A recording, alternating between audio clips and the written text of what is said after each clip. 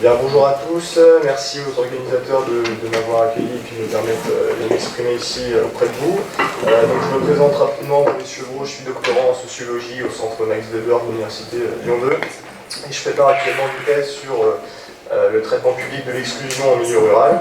Et voilà, c'est dans le cadre de cette réflexion sur l'exclusion en milieu rural et ce que j'ai appelé les publics invisibles du milieu rural que j'ai souhaité contribuer à votre colloque. Dans cette réflexion que nous avons sur la notion de public, sur son contenu et sur ses marges, ma contribution prendra un petit peu comme l'a fait l'intervenante précédente, la question à l'envers, puisqu'elle traitera donc des publics invisibles et sur les façons d'y accéder.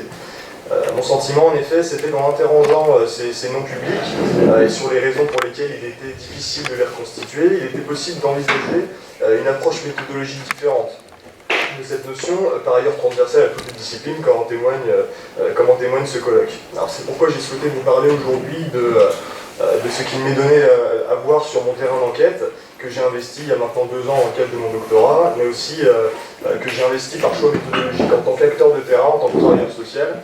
Donc pour resituer un petit peu le contexte de ma recherche, je suis doctorant en CIFRE, c'est-à-dire que c'est de la recherche appliquée, je suis embauché par une intercommunalité rurale pour faire une recherche, et pour ça j'ai pris un poste de travailleur social pour mener cette réflexion. Voilà. Donc c'est un terrain rural, comme vous le voyez un peu donc ça c'est chez moi.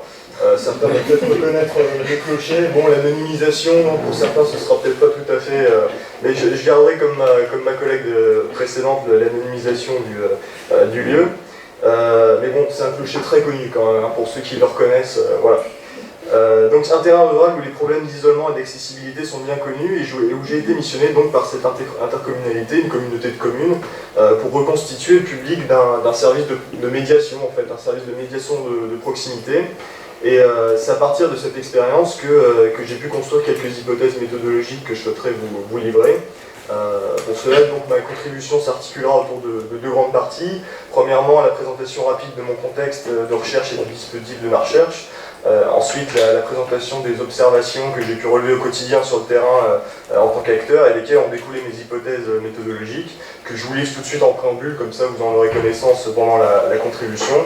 Donc il m'a semblé d'abord important de ne plus séparer les publics de leurs objets, en pensant qu'il y aurait soit d'un côté des publics naturels qui préexisteraient à l'objet et qu'il suffirait pour le chercheur de découvrir ou pour l'acteur public qui souhaiterait reconstituer un public de découvrir. Donc pas de public à découvrir et pas non plus d'un autre côté des publics inexistants qui jailliraient d'un objet pertinemment construit a priori. Et il me semblait plutôt que l'un et l'autre, l'objet et le public, se construisaient en se rejoignant, en se rencontrant et puis en s'ajustant mutuellement. Donc un public qui n'est jamais donné d'avance, qui s'organise progressivement autour d'un objet préalable. Et deuxième impératif méthodologique, il me semblait que la relation au public doit précéder la réponse à ses besoins, ne serait-ce que pour connaître ce public et ses besoins. Et enfin, c'est à partir de cette relation que s'observeront les besoins et s'opéreront les ajustements et les apprentissages nécessaires pour construire un objet public pertinent autour duquel pourra se constituer le public. Donc je passerai volontairement assez vite sur certains points sur lesquels on reviendra selon vos intérêts pendant la discussion. Voilà. Donc, retour un petit peu sur le contexte. Quoi de mieux pour construire une méthodologie que de partir d'un terrain qui ressemble au problème que le chercheur se pose. Lorsqu'on consulte un peu la littérature sur ces questions de public et cette notion, elle paraît problématique à plusieurs égards. Il n'y aurait que des publics de quelque chose, d'un objet notamment, autour duquel le public se rassemblerait ou non. Alors c'est pourquoi le concept de public semble si instable et que les théories du public sont très hétérogènes, à l'image du public lui-même qui est fait de tensions, de positions contradictoires, comme le rappelait Pierre Bourdieu dans un texte sur l'opinion publique, qui d'ailleurs selon lui n'existait pas. Même si la définition du terme s'avère instable. Tantôt on y entend l'étatique, tantôt c'est l'accessible à tous, tantôt c'est le banal, le vulgaire, etc. Bref, on comprend bien ici les raisons de la reconsidération méthodologique qui nous rassemble aujourd'hui. Alors pour ce faire, le monde rural semble être un lieu tout trouvé, parce qu'on y retrouve bien cette hétérogénéité qui pose problème aux théories du public. Quand vous vivez à la campagne, quand vous y promenez, vous croisez quotidiennement des agriculteurs, des artistes, des ouvriers, des consultants qui télétravaillent. Bref, ce public hétérogène et divers qui nous intéresse pour notre réflexion. Et si cette population des campagnes est diverse, c'est que le monde rural a en fait plusieurs fonctions. C'est à la fois un lieu d'ancrage et de production pour les populations agricoles. C'est aussi un lieu d'exil pour ceux qui souhaitent se mettre au vert, comme on dit, mais c'est aussi un lieu de relégation forcée pour ceux qui n'ont plus les moyens de vivre en ville. À l'inverse des représentations idéalisées qu'on peut avoir sur la campagne, le rural, c'est aussi pour certains un lieu d'isolement, voire de réclusion. Et donc c'est sur ces problématiques d'isolement, de non-accès aux droits sociaux et aux services d'un public qui par définition n'est pas visible, que je me suis penché dans le cadre de ma recherche, commanditée par une communauté de communes rurales aux prises avec un public qui ne se constituait pas. Donc dans cette communauté de communes, de 36 communes, 12 000 habitants, les élus souhaitaient remédier à ces problématiques d'isolement en instaurant un service de médiation de proximité qui s'appelle les relais de service public. Je ne sais pas si ça évoque quelque chose à quelqu'un. Donc les RSP, pour faire vite, donc ça c'est la porte de mon bureau. Les RSP, pour faire vite, ce sont des espaces mutualisés, conventionnés par différentes administrations, Pôle emploi, la CAF, la CPAM, etc. Et des associations pour fournir de l'information et un accompagnement aux habitants isolés sur des problématiques aussi diverses que l'emploi, la santé, les allocations, etc. Alors, par l'implantation locale et la polyvalence de ces services et du médiateur qui y travaille, l'idée c'est de manifester une présence du service public et qui permet en théorie une meilleure accessibilité à l'information et au droit. Alors sur mon terrain, si au départ, lors de sa création, ce service avait fait l'unanimité, après 2 ans d'expérimentation, la déception était un peu au rendez-vous, c'est-à-dire que malgré les nombreuses conventions signées, etc., toujours pas de public. À la limite, on peut le comprendre, parce que l'affaire n'est pas simple. Comment on fait pour reconstituer un public fait de personnes invisibles, de personnes isolées? Une telle mission semblait quand même vouée dès le départ à la catastrophe, et c'est là où arrive le sociologue. Quand les missions un peu de départ sont vouées à la catastrophe, on lui demande gentiment de plancher dessus. Donc pour répondre à ce problème, j'ai fait le choix d'investir moi pleinement la structure, donc pas d'y être observateur comme toi par exemple. Moi j'y suis devenu pleinement acteur. Alors c'est un choix méthodologique qui s'inscrit dans une tradition de recherche bien connue, qui avait poussé des sociologues comme Erving Goffman à travailler dans un asile, ou William Footway d'éditer un quartier italo-américain de Boston, et selon laquelle une situation sociale ne peut être comprise qu'auprès des acteurs et de ceux qui la produisent. Donc je suis devenu, le 1er août 2012, médiateur au sein de ce petit service de proximité qui m'a permis de rencontrer bon nombre d'acteurs de terrain, que ce soit des acteurs publics, des travailleurs sociaux ou des habitants du territoire, afin d'observer leurs pratiques et de saisir un petit peu leur discours. Alors, néanmoins, je n'aurais pas pu vous communiquer quoi que ce soit aujourd'hui sans avoir ajouté à mon immersion une méthode expérimentale issue du design de service. Je ne sais pas si vous êtes un petit peu familier de cette école-là. C'est un peu éloigné de la sociologie en apparence, mais ça a ajouté à l'observation lente, minutieuse de l'ethnographe, des stimulations du terrain tout aussi intéressantes. Donc j'ai pu avoir l'opportunité de travailler avec une association qui s'appelle la 27e région, qui est un laboratoire d'innovation publique et qui travaille actuellement avec le SGMAP. Alors c'est le secrétariat général à la modernisation de l'action publique. C'est un service du Premier ministre qui travaille sur les questions de modernisation. Et ce laboratoire, à l'époque, il y a un petit peu moins d'1 an, était en recherche d'un terrain pour mener une résidence, qu'ils appellent une résidence un peu comme les résidences d'artistes, sur l'accessibilité au service public. Le principe, je fais vite, c'est qu'une équipe pluridisciplinaire, faite de designers, de sociologues, etc., viennent sur le terrain pendant 3 semaines. Ils viennent, comme dans les résidences d'artistes, habitants du terrain, et ils viennent habitants pour comprendre ce qui s'y joue, mais aussi effectuer des tests pratiques. Ils prototypent des projets, ils les essayent, et puis à l'inverse des études classiques où on réfléchit, après on agit, et là on agit, et puis on tire les enseignements pour la réflexion. Par exemple, un petit exemple rapide, quand on avait voulu à un moment pendant le projet repenser le courrier administratif de demain, et là, plutôt que de le rédiger en chambre avec des spécialistes de la question, on a mis une table autour de laquelle il y avait des représentants des administrations, donc des représentants de la CAF, des cadres de la MSA, du Conseil général, et puis en face il y avait des bénéficiaires du RSA, et puis on a mis les courriers existants, et puis on a inventé le courrier idéal pour les deux parties, le courrier de demain, quoi. Voilà. Donc c'est à partir de ce dispositif hybride, d'immersion et d'intervention, que j'ai pu aborder le problème paradoxal des non-publics, et plus particulièrement du non-recours aux droits sociaux.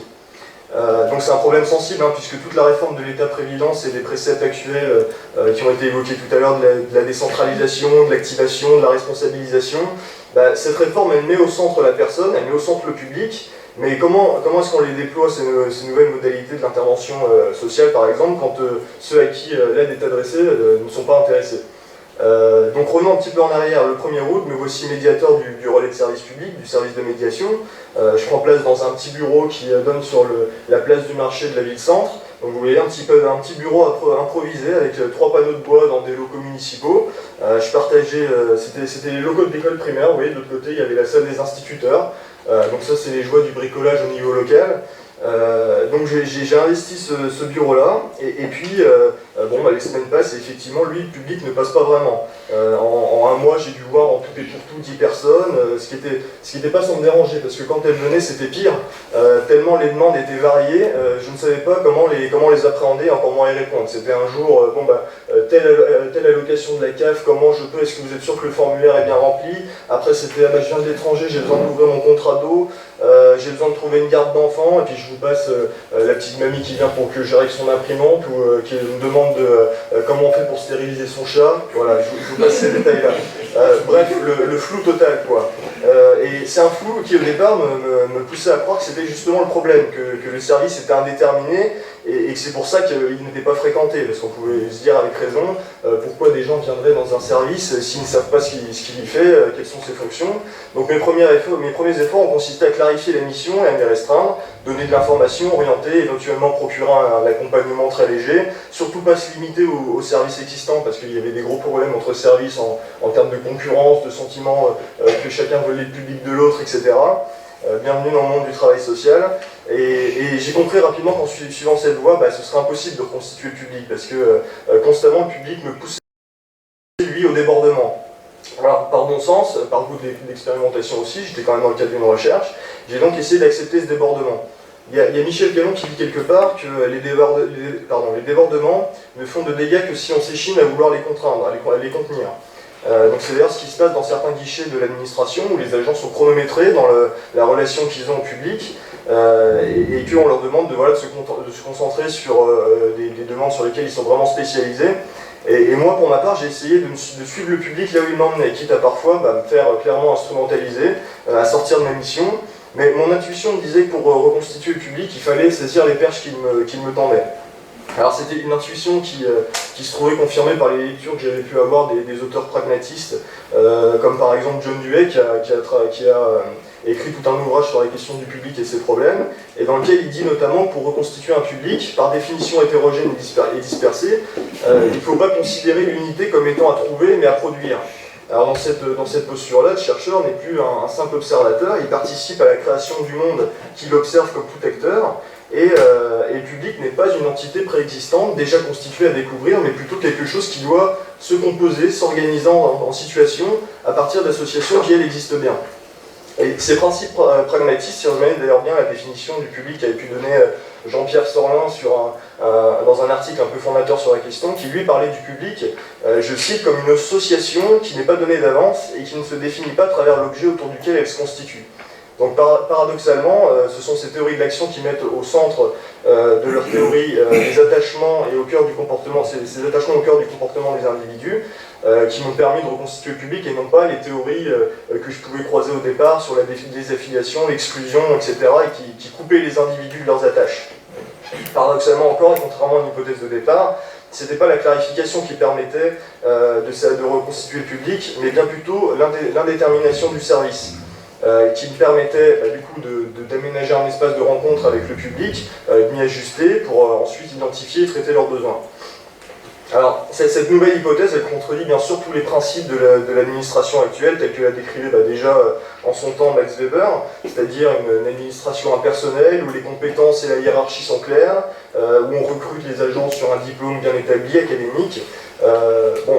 Moi je ne nie pas le problème que peut poser les débordements, et en termes organisationnels ou en termes de souffrance des agents, le débordement fait aussi des dégâts, mais malgré tout on ne peut pas nier l'existence de ce débordement au niveau du terrain. Au niveau local par exemple chez moi, les secrétaires de mairie, les bénévoles associatifs ou les acteurs privés comme les médecins ou les gérants de bistrot sont souvent sollicités sur des questions dites justement sociales et pour lesquelles ils se sentent désarmés, parce que le social c'est devenu un champ très technique et personne, hormis les professionnels ou les bénévoles expérimentés, n'ose s'y confronter par peur de faire plus de bien que de mal.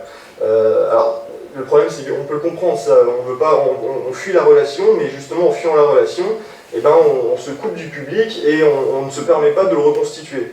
Donc c'est en s'ouvrant plutôt au débordement du public, dire cela, c'est en fait privilégier la relation à ce public et sa connaissance sur la réponse a priori à des besoins présupposés comme on peut l'avoir actuellement dans le champ de l'action publique. Alors dire cela, c'est supposer que les attentes du public ne préexistent pas forcément à la constitution d'un objet, mais peuvent se former en relation avec lui.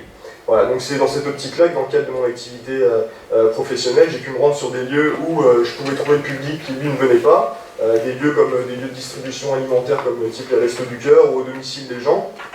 Et c'est aussi dans cette optique que le service est ouvert à des personnes qui n'habitent pas sur le territoire, ou j'accepte de travailler avec des proches, ou alors de répondre au téléphone en soirée, en week-end, etc. Donc c'est une posture qui privilégie la relation et ajuste la réponse, et dont j'ai pu tirer quelques enseignements que je vous livre. Alors d'abord, que cette posture, il me semble, elle permet des ajustements, mais aussi des apprentissages mutuels. Donc il y a une polyvalence et une proximité du service qui permet l'expression de questions diverses à l'instant T où elles se posent.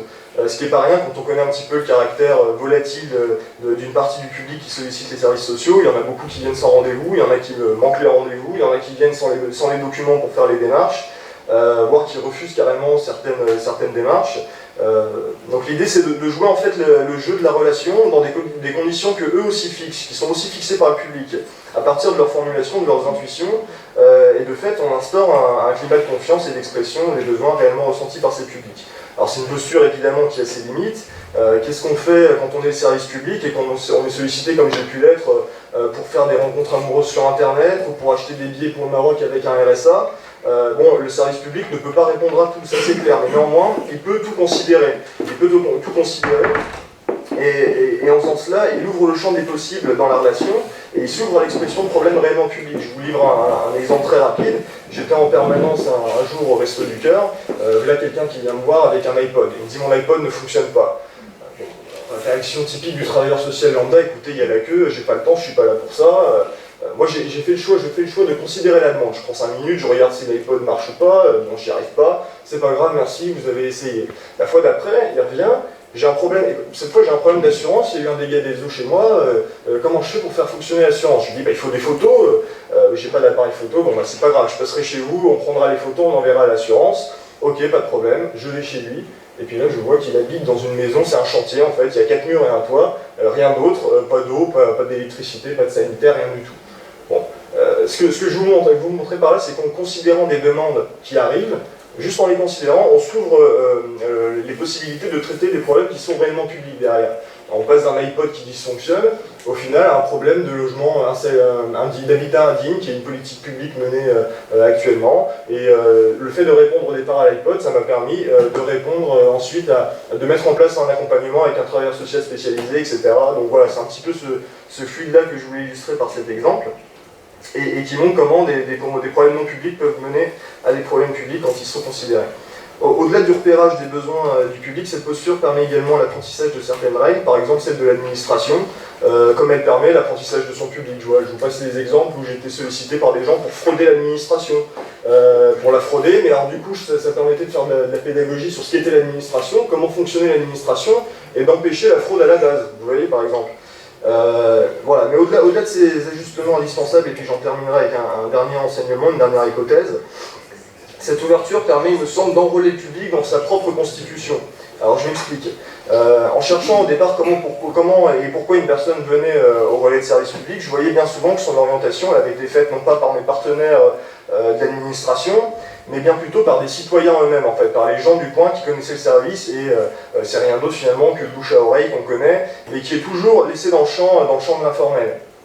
Alors, une des expériences qu'on a menées avec la 27e avion, c'était de se dire, et si on s'appuyait sur les citoyens pour faire une équipe, en fait, une équipe de médiateurs qui font du travail de médiation comme moi, ce qu'on appelle un travail de médiation ordinaire, en fait, auprès des habitants, auprès de leurs proches.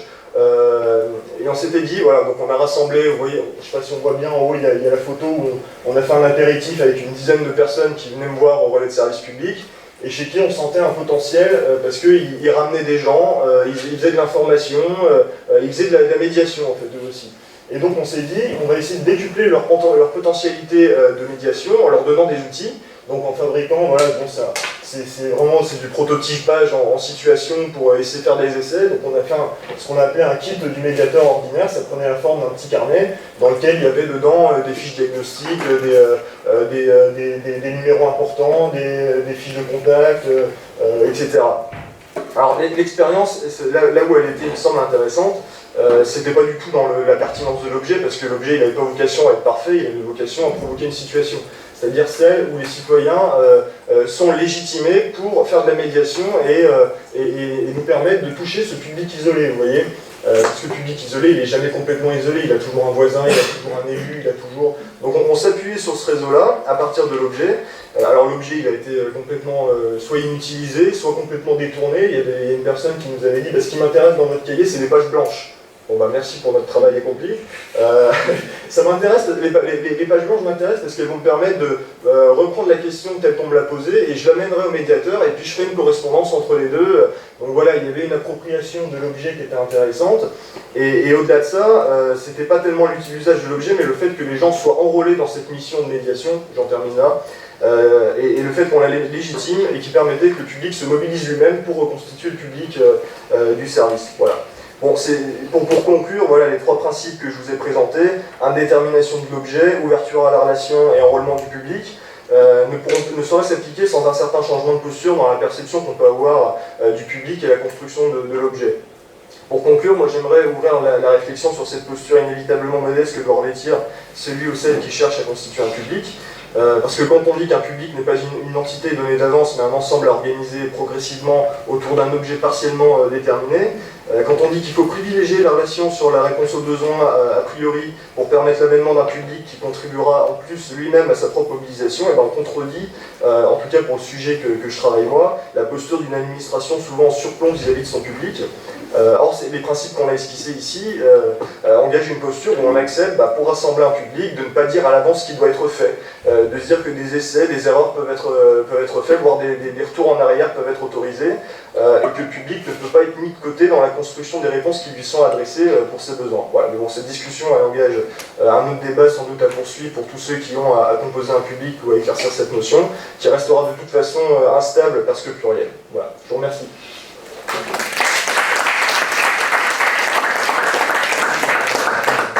Merci à nouveau pour cette présentation vraiment très riche. Je crois qu'il y a à nouveau énormément à dire sur les différentes questions. Moi, je voudrais juste peut-être à nouveau, pour ouvrir un peu la discussion, revenir sur deux points. Tout d'abord, là, cette fois, l'aspect de recherche-action qui est vraiment très forte. Comment on pense cette recherche-action avec justement la volonté de faire du design de service également. C'est-à-dire comment finalement ces questions de recherche vont nourrir la création, le prototypage d'un service, et finalement comment on en vient à prendre les retours de ces expérimentations dans la dynamique de la recherche. Donc ça c'est peut-être le premier point sur lequel je souhaitais revenir. Et un autre, c'est comment on pense également la relation entre le niveau micro et le niveau macro, parce que j'ai l'impression que c'est vraiment très présent, notamment parfois sur une attitude un peu sociocritique vis-à-vis du niveau macro, l'administration, etc. Comment on pense justement les contraintes, les facteurs un peu déterminants du niveau macro à partir du niveau macro. Voilà, c'est vraiment les deux points sur lesquels je souhaitais peut-être un peu revenir. D'accord. Alors, sur l'articulation entre recherche-action ou immersion et puis le design de service, moi quand j'étais sollicité la première fois par un designer de service, je pensais qu'il faisait des gobelets, je pensais qu'il faisait des voitures, je ne connaissais pas du tout cette histoire de design de service, donc il m'a un petit peu expliqué. Je ne sais pas si vous êtes familier de cette histoire-là. En gros, comme le font les designers classiques avec des objets, vous voyez, ils construisent des bouteilles, ils font en sorte qu'elles soient ergonomiques, désirables, qu'elles donnent envie, qu'elles soient pratiques, qu'elles répondent à une fonction, etc. Ça, c'est le design classique. Le design de service, c'est la même chose, mais avec des services publics. C'est-à-dire qu'on veut rendre le service public désirable, ergonomique, fonctionnel, voilà, facile à utiliser, beau, esthétique, voilà. Donc, moi, ce qui m'intéressait dans cette histoire de design, c'était que, alors autant j'étais vraiment un vrai fervent de l'immersion et de la participation à la situation que j'observais, autant le design permettait de stimuler, de donner un petit peu des secousses à mon terrain et de faire, j'allais dire, des choses que je n'aurais pas vues si je m'étais contenté de faire de l'immersion. Moi, ce que je trouvais intéressant dans ce qu'on a fait avec la 27e région, c'est de se dire que en fait, on s'ouvre des champs de possibilités qu'on pense même pas quand on est vraiment sur le terrain et qu'on regarde. On est en fait plein de préjugés sur ce qu'est le terrain et même si on essaye d'avoir un regard distancié, et ben en fait on se rend compte de certaines choses uniquement quand on les met en mouvement, quoi. Voilà. Donc là, avec le prototypage qu'il proposait, je sais pas, c'était intéressant de voir qu'il y avait des gens du RSP, des gens du service, qui, quand on leur donnait le feu vert et qu'on leur donnait le petit carnet, un peu comme on donne un bâton dans une course de relais, maintenant c'est à toi. On voit que les citoyens ils peuvent s'enrôler dans cette mission, dire ok, je vais aller chercher le voisin, je sais qu'il galère, je vais aller le chercher, je vais m'appuyer sur cet outil-là. Ça c'est quelque chose que j'aurais pas pu imaginer si on l'avait pas essayé, si on l'avait pas mis en pratique, s'il n'y avait pas eu une intervention. Voilà. Donc le fait d'intervenir, de voir que ces choses jaillissent, du coup forcément l'analyse en sort différente. C'est un peu ça qui était intéressant. Je ne sais pas si ça répond à peu près à la question. Alors sur le niveau micro, le niveau macro, ce projet-là avait quelque chose d'ailleurs de très intéressant. Et ça prête aussi un petit peu à question quand on a l'habitude de critiquer justement le niveau macro, la bureaucratie, la technocratie. Là, ce projet-là, c'est quelque chose qui a été commandité justement par Bercy, par le ministère qui voulait du terrain, du subjectif. Et du coup, la semaine dernière, c'était un peu bizarre, mais je suis allé parler de ce projet-là, je suis allé à Paris présenter ça devant la ministre de la réforme de l'État. Donc j'y suis allé avec mon petit pull au milieu de tout plein de gens en costard. C'était assez marrant. Et le macro, en fait, cherche du micro maintenant. Vous voyez, on ne peut plus avoir la posture de se dire c'est des grands technocrates qui ils ont compris tout ça, à mon avis, ils l'ont compris, et ça redonne une place au terrain pour faire montrer des choses qui derrière, les projets qu'on a fait, ils sont tout de suite été montés, peut-être un peu trop vite d'ailleurs, montés en généralité en disant on va en faire des programmes nationaux, etc. Donc cette articulation macro-micro, elle se faisait un peu toute seule, et à la limite la distinction n'avait plus lieu d'être pour ce qui est en tout cas de ce projet-là et de cette recherche, quoi. Voilà. D'accord, merci. Est-ce qu'il y a des questions? Alors, 2 questions. Bon, Nathalie. Est-ce que tu peux me donner la parole? Ah oui. Merci. J'ai trouvé l'intervention très intéressante et avec des exemples bien précis, bien concrets. Donc c'était très agréable à suivre. Et alors, je me pose des questions sur les qualificatifs employés pour caractériser la notion de public. Dans le titre et dans l'introduction de la présentation, tu parles de public non contributif. Je voulais savoir si cette appellation venait de toi ou venait de la commande institutionnelle, et donc contributif par rapport ou non contributif par rapport à quoi. Et alors par rapport à la thèse que tu défends sur les publics qu'on ne peut pas considérer en dehors de la considération de l'objet, le fait de reconstituer le public m'a fait un peu sourire. Bon, après tu l'as expliqué en le mettant en rapport avec des besoins présupposés, donc un objet finalement présupposé, donc qui présuppose aussi un public, et donc voilà. Mais donc le terme de reconstituer me paraissait contradictoire avec ce que tu avais posé au départ. Donc, alors on prend quoi du coup? Si on dit reconstituer, ça veut dire que... Qu'il n'était pas, oui, qu'il n'était pas... qu'il était préexistant, ou qu'il était... voilà, donc... oui, éventuellement présupposé, ça serait peut-être plus en adéquation avec ce que tu défends. Donc voilà, je voulais savoir ce que tu entendais plus derrière ces termes. Bon, j'ai peut-être le défaut effectivement de ne pas travailler dans le détail les termes non contributifs. Non contributif, je crois que c'était un terme employé par vous-même pour des axes en fait dans l'appel à communication. Donc je me suis un peu branché là-dessus pour vous montrer que j'étais bien dans le sujet, quoi. Ça n'allait pas tellement plus loin. Bon, c'est non contributif parce que voilà, qui ne contribue pas, qui n'est pas visible, qui n'est pas... Après, franchement, je ne suis pas allé beaucoup plus loin à ce niveau-là. C'est peut-être un de mes défauts. Pareil, pour reconstituer, constituer, je te l'accorde, il y a sans doute une petite subtilité sur laquelle je ne me suis pas attardé. Probablement, je te l'accorde. Voilà. ce sera peut-être à réfléchir pour les actes. Tout à fait, tout à fait. Appuyez. Oui, ouais. Merci. Oui, merci aussi pour cette présentation très vivante, justement, avec plein d'exemples qu'on arrive bien à saisir.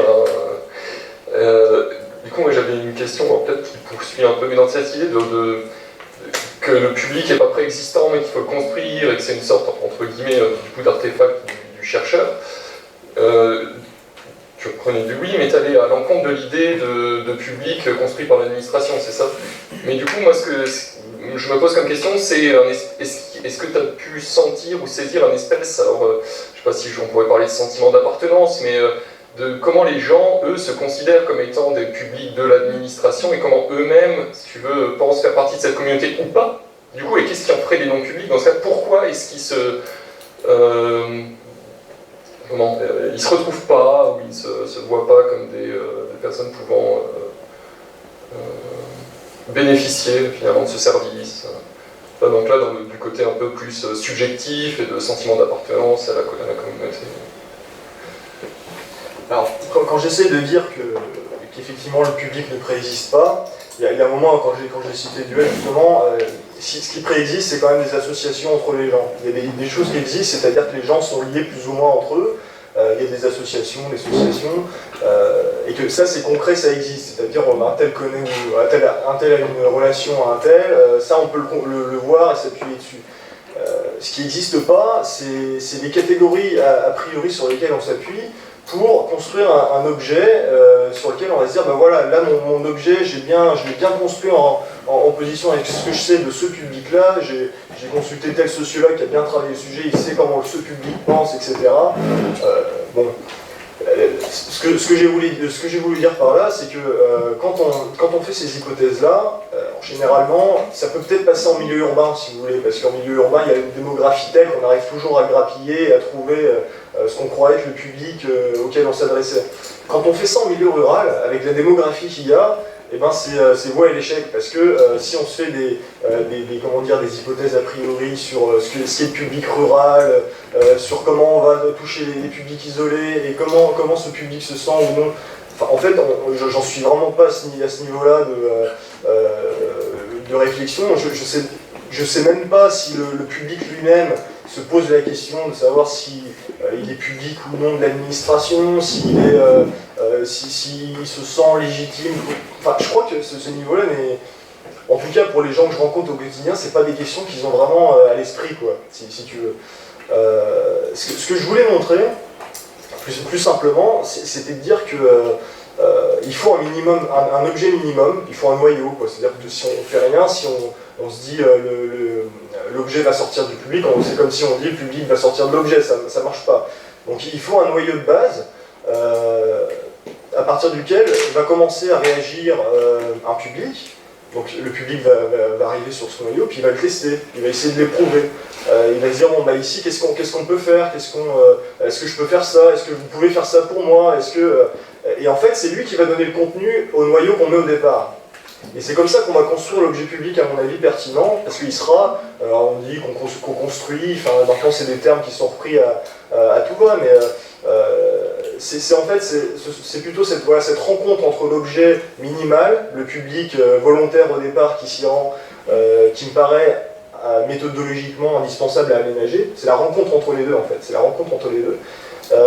Et le contenu, c'est cette rencontre-là et le fruit des interactions qu'il y aura dans cette rencontre-là qui pourra faire la construction de l'objet public et du coup du public, parce que l'objet prendra l'image du public qui l'a constitué. Voilà. Je ne sais pas si je suis très clair. Si, à nouveau une autre question. Je rebondis, alors elle va encore me coincer, je sens. Encore t'embêter avec des problèmes de terminologie, parce que bon, c'est aussi un des soucis qu'on avait quand on a fait l'appel à la communication, le terme, la notion de public, mais aussi toutes ces déclinaisons.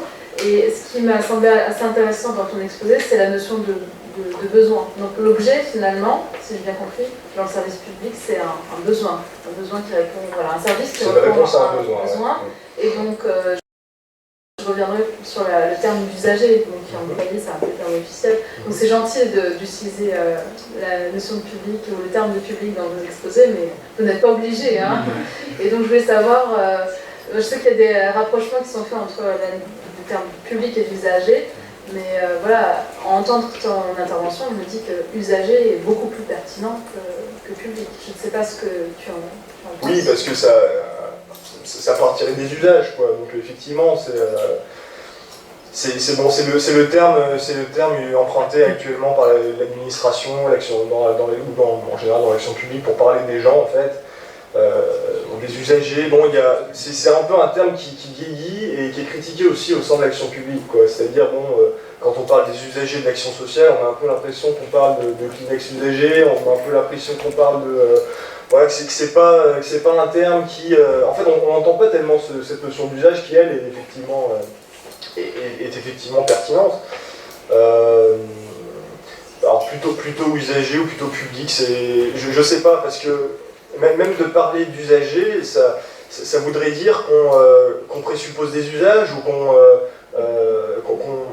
alors qu'en fait, ces usages-là... vous voyez, le public, l'erreur en fait que je ne voudrais pas commettre c'est pas ma position, c'est pas quelqu'un qui arrive et qui dit voilà l'usage que je veux faire de votre service. On n'est pas là-dedans. En fait, les gens ils arrivent, ils savent plus ou moins l'usage qu'ils veulent en faire, à peu près. Mais là aussi, l'usage il se construit en situation, quoi. Et à vous écouter, en fait, vous êtes pour le terme les gens. le terme quoi? Les gens. Les gens, vous l'avez utilisé plusieurs fois. Avec tout le côté relationnel que ça implique. Oui, les gens, oui, je sais pas, peut-être, ouais. Je suis pas bon sur la terminologie. Ouais, mais je pense qu'elle a son importance tout de même, parce que c'est vrai que dans l'article, quand on passera par exemple des usagers aux consommateurs, on aura encore autre chose. Bien sûr. Alors, autre question. Ah, je l'ai coupé ou pas? Oui. Voilà. Je suis un mauvais usager. Ouais, ça clignote encore. Ah, il marche pas. Ah, c'est peut-être moi qui ai la parole en fait. Je l'avais demandé aussi, mais j'avais pas vu que c'était moi qui avais gagné. Ah, d'accord. Bah, c'est super, merci. Non, vas-y, et puis après on passera la parole à Pauline. En fait, je propose un thème de discussion pour la pause en fait. D'accord. Parce que du coup là on n'a plus le temps, mais tu as évoqué à un moment une question vraiment importante qui est celle de la participation du chercheur sur son terrain. Alors, et tu as dit que toi tu participais et qu'il y en avait qui ne participaient pas, comme moi et d'autres. Ça c'est vraiment une question intéressante à discuter. Moi par exemple je défends l'idée qu'on participe toujours quand on fait de l'ethnographie. Et que la question qu'on se pose, c'est jusqu'où je vais participer, jusqu'où il est pertinent sur mon terrain de participer. Non, mais comme tu avais un peu fait le camp, en fait, je me suis dit que ça pourrait être intéressant d'en parler, mais peut-être qu'on pourrait en parler avec d'autres qui pourraient raconter. Samuel, par exemple, est sur des terrains sur lesquels peut-être que cette